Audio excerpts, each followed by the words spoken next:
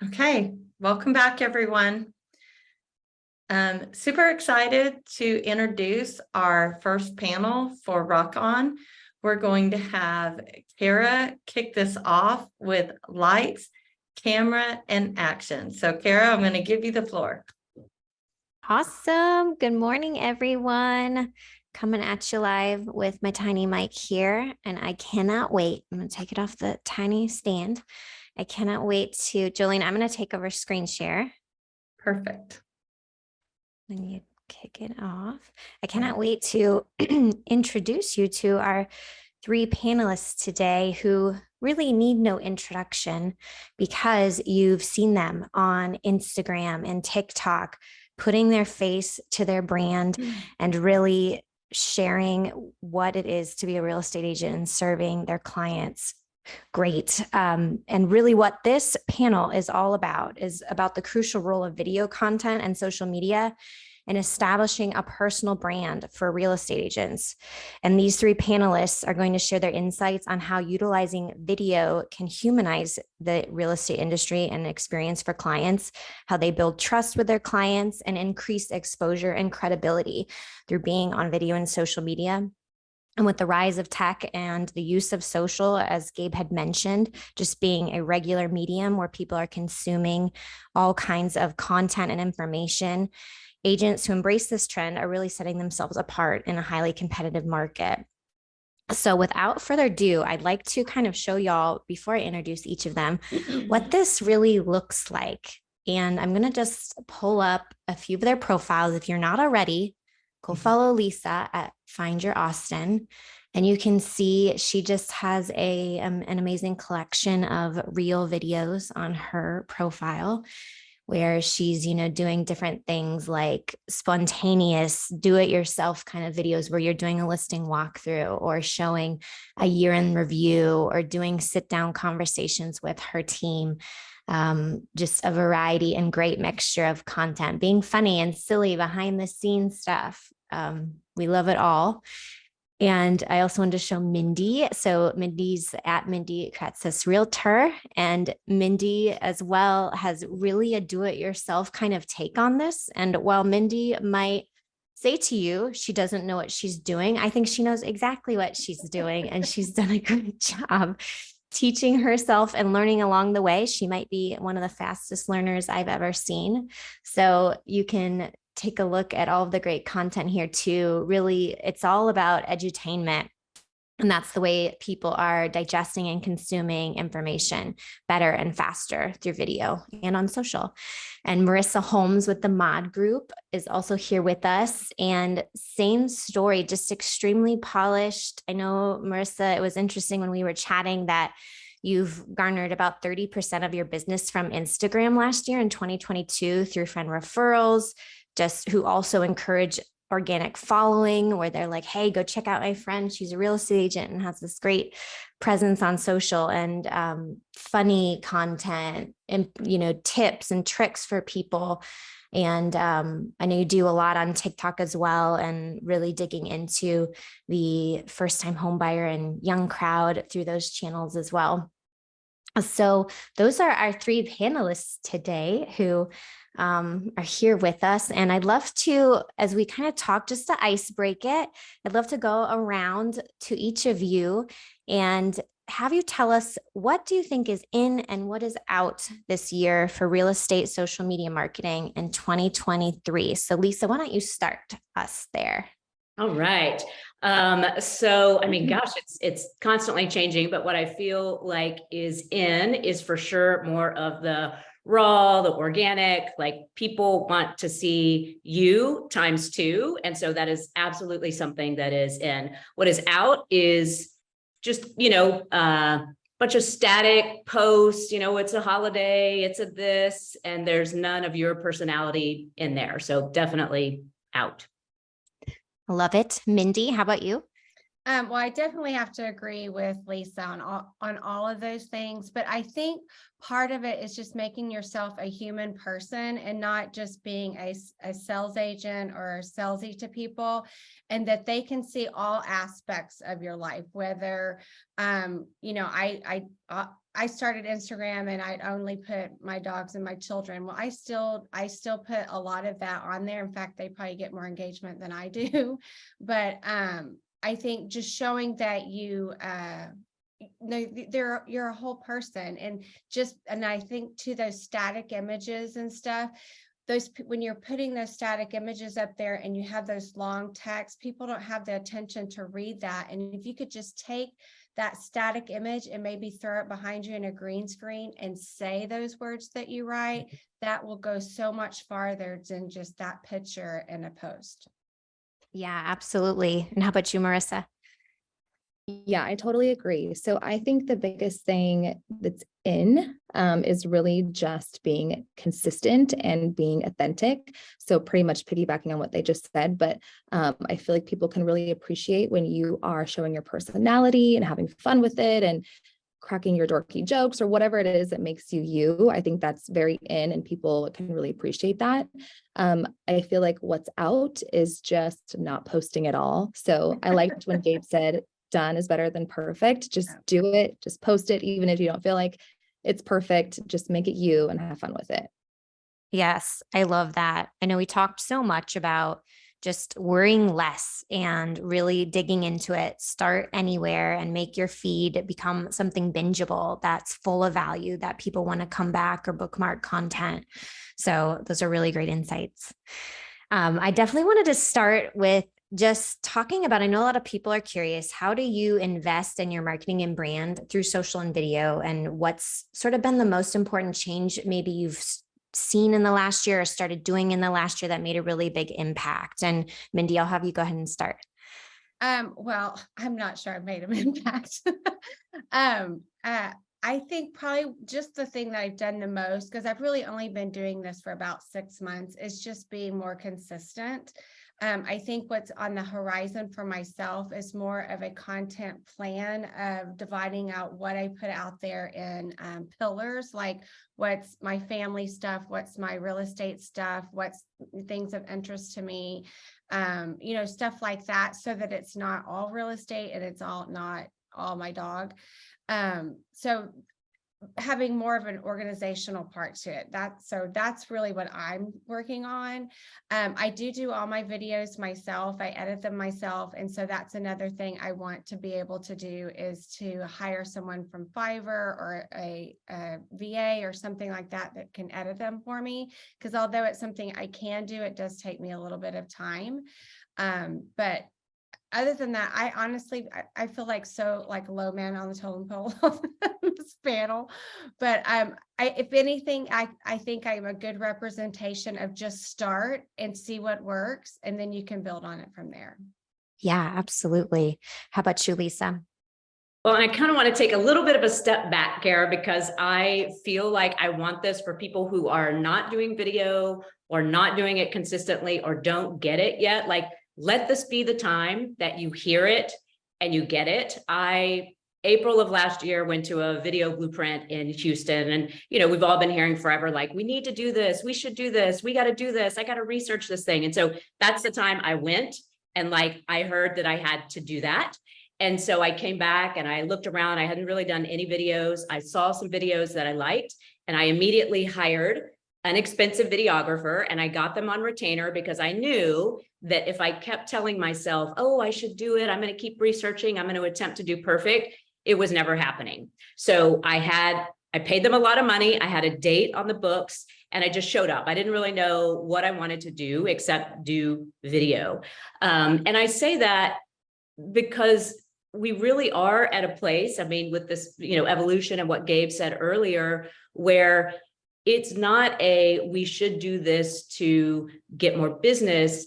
If we are not doing this, guys, you will not have a business in 3 to 5 years, right? Like, that's just the way it is. As someone who's super proud to have built one relationship at a time, a referral-based business, other people now are getting attention that you used to get. And so just want to make sure that the biggest impact that I made was doing it, investing in it, being consistent, taking it very seriously, and realizing I didn't know what the heck I was doing. And with every passing day, I realized that there's so much more to it. So with that, I mean, tiny mic drop.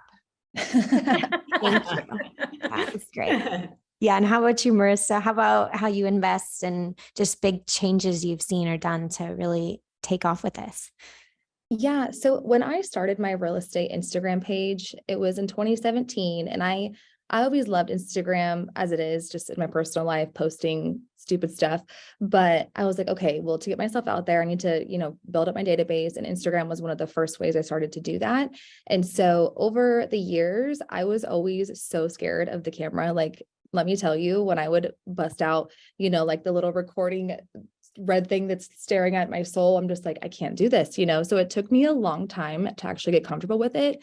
And even just in the last year, I'm getting better about posting on like my main feed of like, tips or tricks or just, these more professional videos, if you will, versus like a dorky reel or something like that, but I always felt like, and I am going to keep referring to Instagram because that's where I spend most of my social media efforts. But on Instagram stories, I feel like it's less pressure because it's just a quick little, 24-hour feed that comes up. So I'll post on there just fine. But up until last year, I finally was like, okay, Marissa, like, get your life together. It's fine. No one's going to criticize you as much as you criticize yourself, And so I would show my husband like, oh, do you like this video? And he's like, yeah, it's great. I'm like, no, it's terrible. Are you serious? Like, and so anyways, we're all our own worst critic. And so when I finally got past that and past that point of like caring so much what people think about you, right?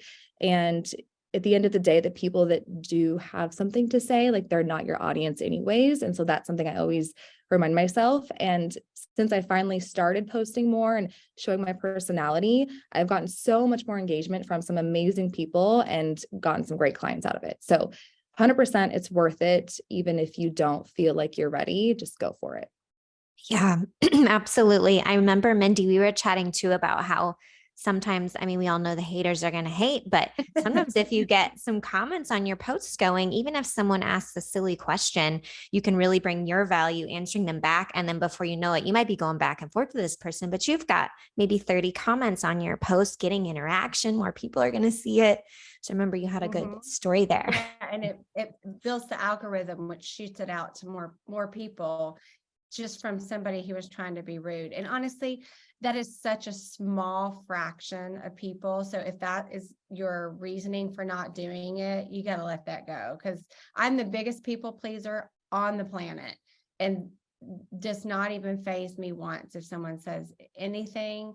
I mean, I think the thing that annoys me the most are those automatic things like post here or what stupid stuff they put up there. But honestly, you don't get that, because if you got to think of it as yourself, would you go onto someone's page and like say something horrible to them? Most of the people that follow you, they're not going to do that either. And if they do, block them. That's right.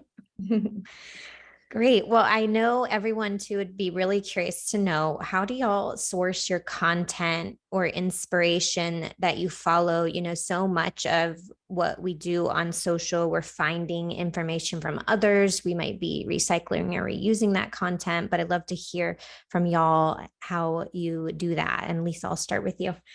Yeah, I mean, this is where you have to be careful a little bit because, I mean, social media is so powerful to our audience, but also to us. And so when you get up in the morning, or if you have a time block where you're going to dedicate to finding content, if you really do want to do a quick look of what's going on the socials, make sure you set a timer of like, hey, I'm going to go in this morning. I'm going to DM some people to maybe get my engagement up. I'm going to look at, what's going on out there, and then get rid of that and know that you really do already have everything and then some what people want to see and hear. So if you want to grab stuff from Instagram, or there's a great site called answerthepublic.com where you can literally go in and, type in house selling or, house buying, and it'll show you what everybody is searching for. And so you can create content around questions that, home buyers or sellers might be searching for.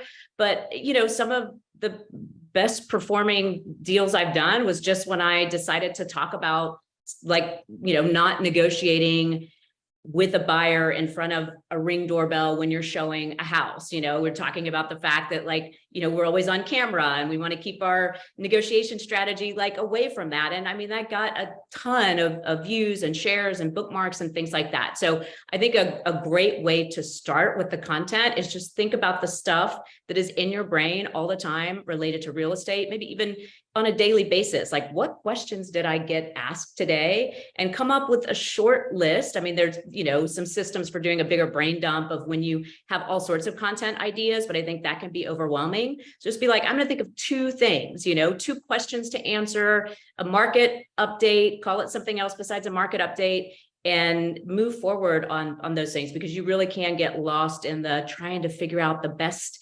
video to do and how to do it and all of that. You've got it already here. Totally. I love that. 2 things from today could be the video you do next or you start with. Mindy, how about you? Well, gosh, I have everything that Lisa has said. I really just think that just starting, and one of the things that I think that makes people really hesitant is they think that they don't know what to say. And to kind of piggyback on what Lisa said, if you just start with all the questions that your buyer asks you, all the questions that your sellers ask you, all the things that you tell them to do, tell them in a video. Tell what staging, why you need it, the steps to listing your house. Tell them all those things. And they sound kind of boring, but that's the things that people want to know. And that's where your personality can come in. Because I will say my biggest mistake that when I started is that I started here, when I would talk and I would be whatever on video and I would get nothing. But when I was actually myself that talks with my hands and am very loud and a little much for people sometimes, those were where people really I got most engagement in, because that was really who I was. I was trying really hard not to be me, when I took that moment and I was really myself ×2, it comes over on video so much better than me trying to, even talk normal. Yeah. Don't hold back. Be you. Don't I hold love back. that. And Marissa, how about you?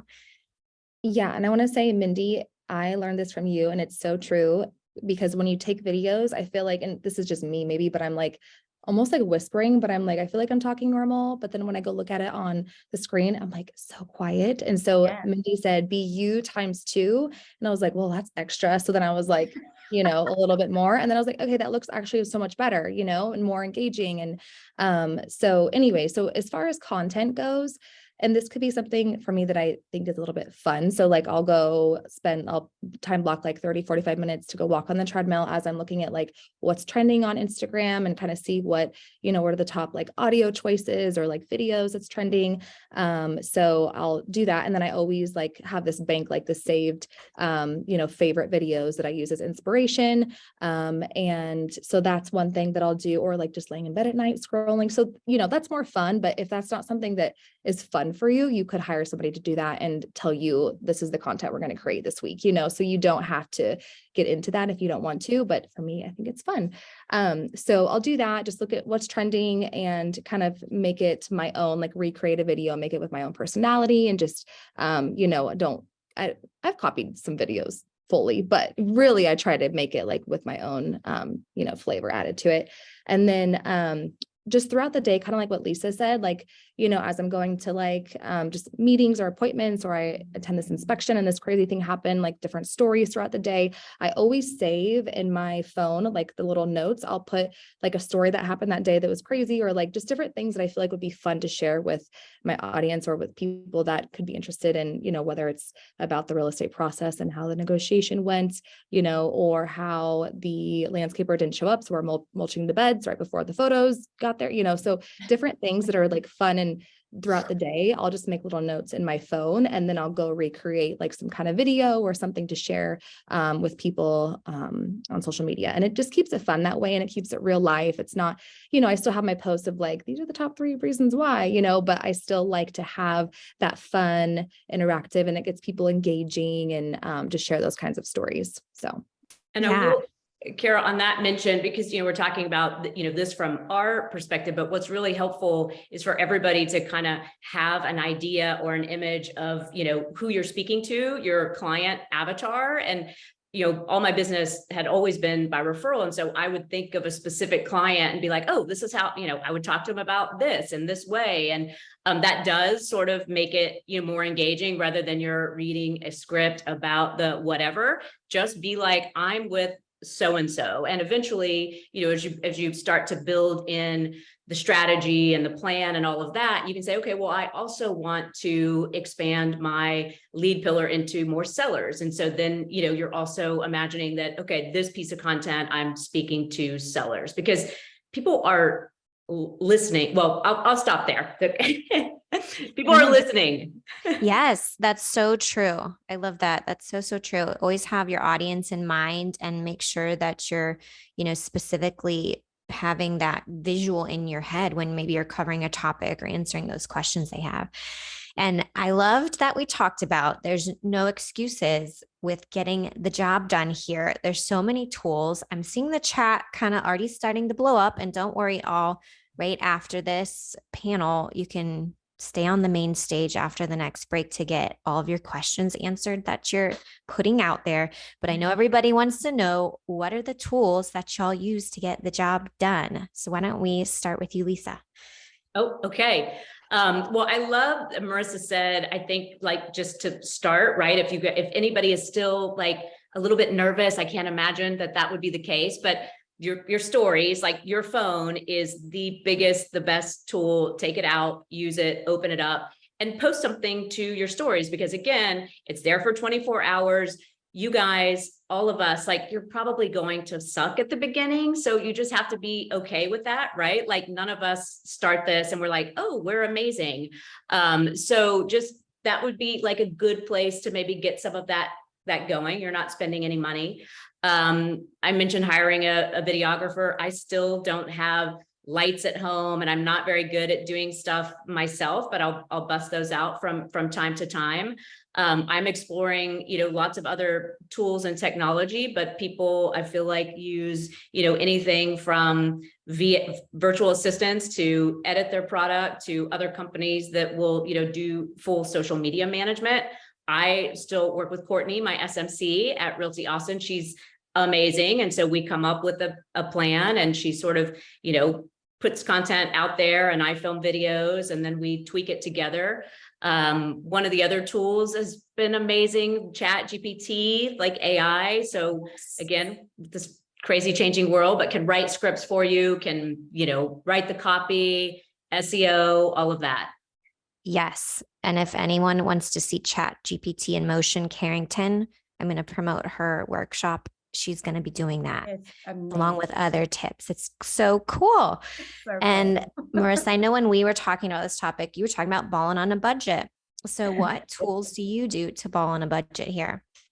Yeah, I'm like, okay, my marketing dollars, they're getting up there, right? So I'm like, how are we going to ball on a budget, but still have our video and make it look good and make it still look professional? And so for me, I just sit in the handy dandy conference room where I'm sitting right now. And I have this cute little background. It's blue and it's red. And I have my phone, my little tripod, and the light. And so I kind of cheat a little bit, because let me tell you something, when I make videos about, if I'm doing like a specific, like these are the 3 tips why, or something like that, I just forget, like the phone's looking at me and I just forget what I'm supposed to say, unless I'm just naturally like telling a story to the camera or like just being me, that's fine. But if I'm having like a script, if you will, I use CapCut, and I use I always forget this word, with the words that you read. The teleprompter. Teleprompter. Oh my Yes. gosh. So I read the teleprompter and I have my whole script in there, and it honestly looks really good. I mean, I do it a couple of times just so it's more like natural and more me, but that has helped me, because otherwise I'll spend 2 hours trying to remember everything, because again, the camera is like staring into my soul.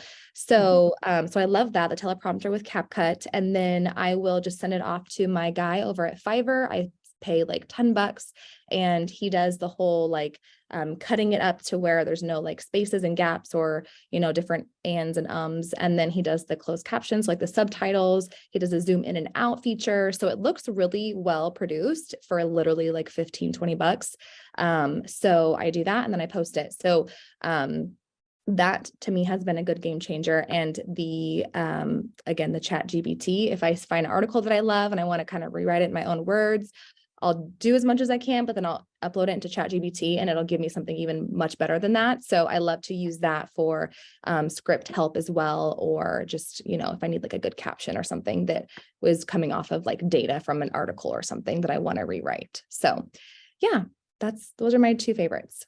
Love it. Mindy, any others to add to that? Yeah, well, I would say I get a lot from, if you're just starting and you're like, all of that is just way too much, literally your phone, and take Instagram and go in and videotape a reel. And the very first thing you need to know is you don't have to post it. Like, just do it. And because part of it is just ripping the Band-Aid off and actually doing it. But one of the things that Instagram has is that I tend to talk way too much and I get like whatever. So I do write a script, and then sometimes I do use teleprompter, the actual app teleprompter, and you can just type it in and video through there.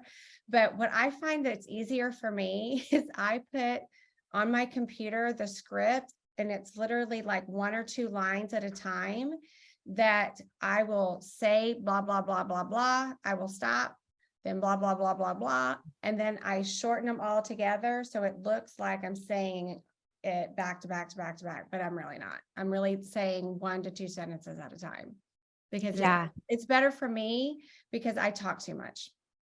Yeah, I know one of the rule number ones too with video is like, just get it out. Don't stop. Keep going. You can always go back and clip, crop, edit, whatever you need to do. Splice is a really good app too. I like Splice because you can upload it in, and then you can like watch a whole video and you're going to go, okay, I don't really like this part. And you can say split, take that out. And then it'll push it all together and you can download it like that. But I started with just Instagram. I only did it through Instagram when I very first started. That was the only app I knew.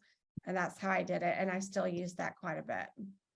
Yeah, I love that. And for everyone listening in, we have created, after these conversations I've had with these 3 amazing panelists, we've created a sheet that Carrington's also going to go over in her workshop, and we'll share it, get it on Leap, email it to everyone. But it's all of these tools we're talking about. It's vendors. Because Lisa, you and I chatted about, you know, if people are interested in hiring someone, there's a lot of options out there. We're starting to do in-office media days. We've got some slides and information about that are coming up this month and next month. There's also a new vendor that Yvette used for her video called Blended Sense. And Lisa and I have chatted with them, where they've got a really cool model where you can buy credits and just film short things, long things. They cover and handle all the logistics of it all. Really interesting and cool way to go about capturing video. If you want to do something like that, it's kind of a lower commitment. You don't have to have like a long subscription and things like that, but really good people to work with. Yeah. And I was just going to add to that on, you know, the spending money and the not spending money. I mean, there are definitely times, and our videographer is incredible, and the stuff they produce, like everyone, agents and buyers and sellers and strangers at the bar at a cousin's wedding who I've never met, you know, there are all these conversations that are happening around what I'm putting out there. But you know, the quality of the production doesn't always have to be amazing. Like the quality of the content needs to. If you're, you know, marketing a home, then you would probably want a professional videographer or somebody who's doing like a bang up job, because, you know, when somebody hires us to help them sell their home, like we better be amazing at marketing. And so there's where you could spend some money, but to do a tips and tricks video, or, you know, depending on your buckets, there are so many of those pieces of content that you could do with somebody if that's helpful, but you really can, like Marissa said, go hang out at the office and, you know, just bust those out on your own. So just know when to use like what you've got, which is a phone in your pocket, and when you might want to spend a couple of extra bucks to make the other thing happen. And I did get this really good advice one time, and I don't know if y'all follow Katie Day, but she's a great person to follow. But she said to me when I was asking her one time about what she does, and I talked about hiring a videographer, and this was when I was like, I hadn't even posted a video. And she was like, until you're comfortable getting on the camera and talking, you don't have to be perfect, but until you're comfortable seeing that focus on you, don't waste the money on that. Get used to it by yourself and then go put the money into it. Because a lot of people, they just don't do it. And you don't want to spend $1,500 or whatever it is for a day. And you're going, I don't even know what I'm talking about. You want to know exactly what you're doing. And by doing it yourself a little bit first, and you're like, okay, now I know I want to put out there. Now because they're not going to know what to tell you to do. You're going to have to tell them what to do. So, Yeah, for sure. Well, another thing we talked about, of all of these tools and things you can outsource, this one thing you can't. And so I'd love to have y'all share about, how do your followers, clients, and audience engage with you, and how do you engage back? Because we really said, like, that's something you do have to own and do to really help drive this for your business. So how about you start with, for us, Marissa?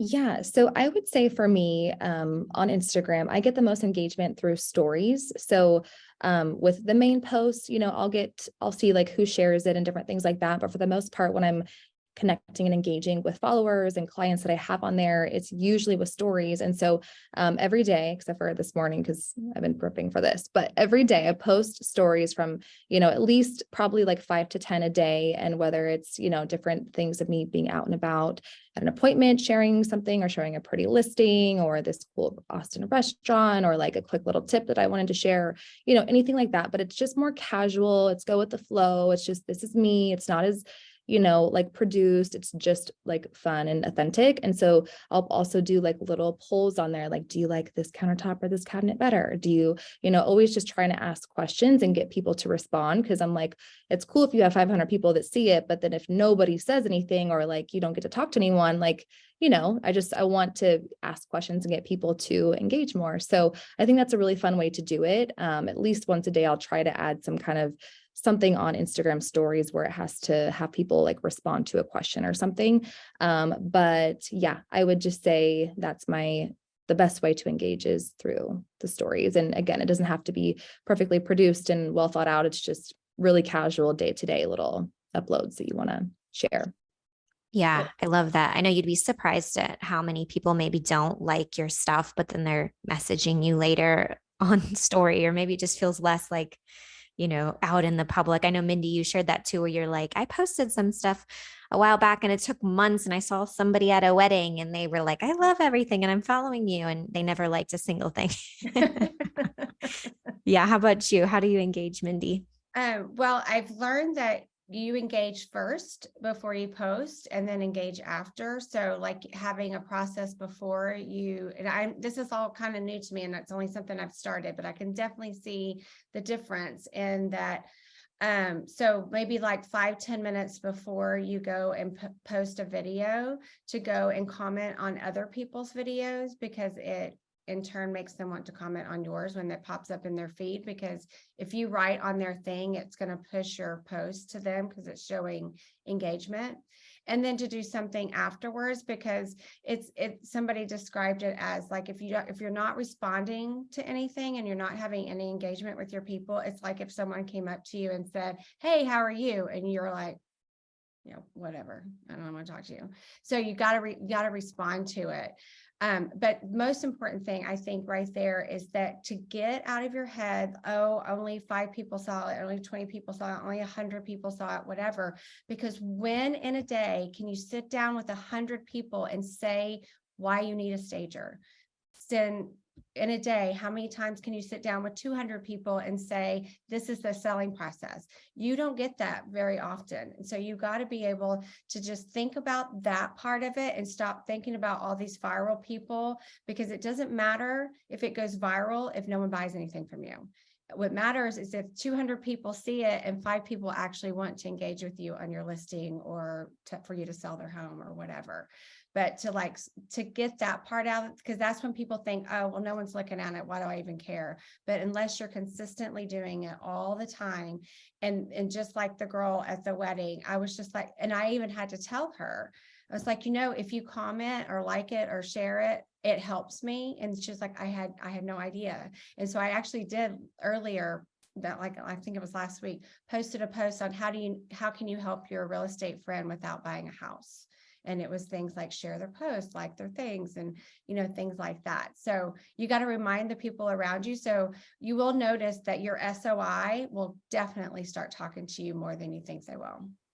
Yeah, absolutely. I know it's like that marketing rule of 7 where people maybe have to see something 7 times or see you Mhm. 7 times before they reach out that first one time. So I know that that's a really great tip there. And how about you, Lisa? Yeah, I think with the engagement, people are looking to connect and communicate with you. And so for Instagram in particular and TikTok and things like that, I don't think you can outsource that. We've also been building our, Google business page and things like that. So certainly when we get testimonials on our Google business page, we have someone on the team who will come in and, write a response to all of those. Because yes, if somebody is taking the time to say something to you, you should be engaging with them in some way for sure. And yeah, a little part of my daily process is, getting up in the morning and trying to send out, 3 to 5 DMs to people, doing a little bit of engagement there. And then, at other parts of the day, when I can. But, our business, like we are here to have conversations with people. And we know that if we have conversations with people, oftentimes those conversations are around real estate. Well, when that happens, then we have appointments. From appointments, we have contracts. And from contracts, we have closing. So the social media isn't something that we do so that we're like, oh, if we do this, we're going to get business. But it does happen. It gets us engaging in conversations with people. And that's what it's all about. I mean, we had our very first, and I think it was, I don't know, my team knows for sure, but probably within 60 days, we had someone see one of my videos. She's like, hey, Lisa, I found you on Instagram. And I was like, I still don't even know how that works. That's awesome. Like, welcome. She lives in California. And so we had a virtual buyer consultation. She and her husband came into town within a couple of weeks. Our buyer specialist showed them around, found them an awesome house. They're under contract for an $800-something thousand house, and we'll be closing. So within 60 days, we know that that person came in because of our social media. They went through our process. They loved us. They were so excited, and they're closing. So this will happen, but it takes some time. And yeah, the goal is not to be like a social famous realtor. At least that's not for me. Like I want to help people buy and sell houses. But it will give you guys some credibility too, where agent to agent referrals is, another lead pillar that we're working on. And you're probably going to notice, like, I get new followers every day, and most of the time it's realtors. And I'm like, okay, that's fine, because maybe, one day we can have a relationship where they're sending business my way. But yeah, it's less about the likes and going viral and more about those conversations, the connection, people sharing your work and things like that. So I love that. Yeah, we've got 3 minutes left. So with that, on that note of what you shared, Lisa, I'd love for y'all to give everyone just kind of your takeaway of how are you measuring success here in this, channel of your business when you're putting so much time and effort into it. How about you, Mindy? I measure it based on the conversations that I have, because anything with real estate always has to start with a conversation. And I have an astronomical amount of conversations that I never used to have, just through, whether it's through DMs.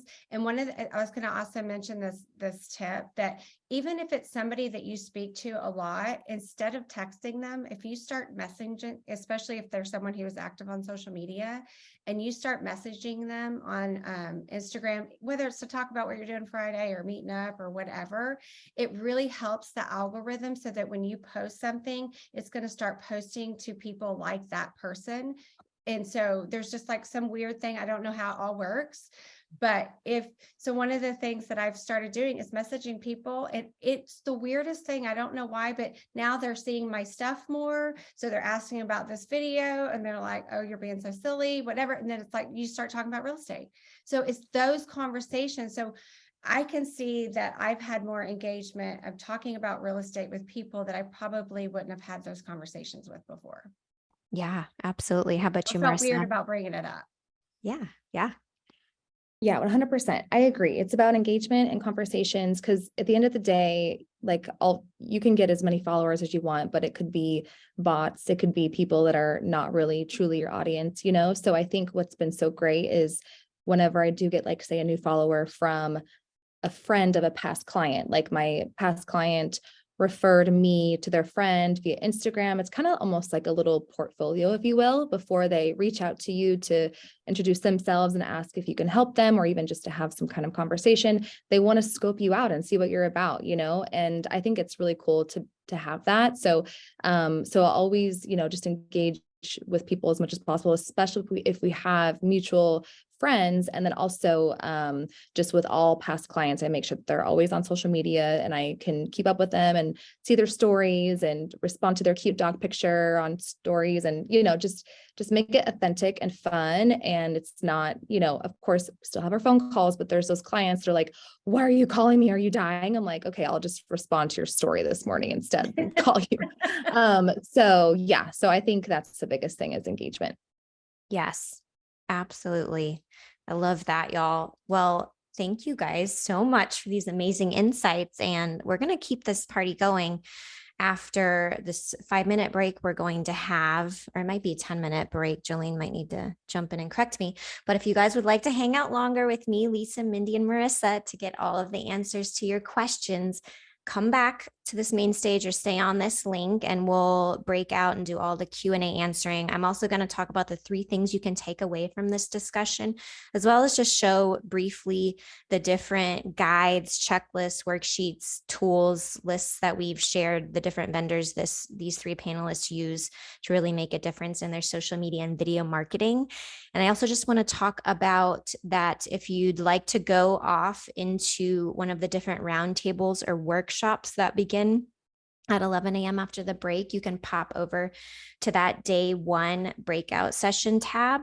Tom Thornton is going to be hosting the Harness the Power of Your RABT. He's going to be doing that as a roundtable. Carrington is hosting 5 tips to fire up your social media as well, which is a great one. And Jennifer Corba is hosting the 4 strategies to ensure transformational results.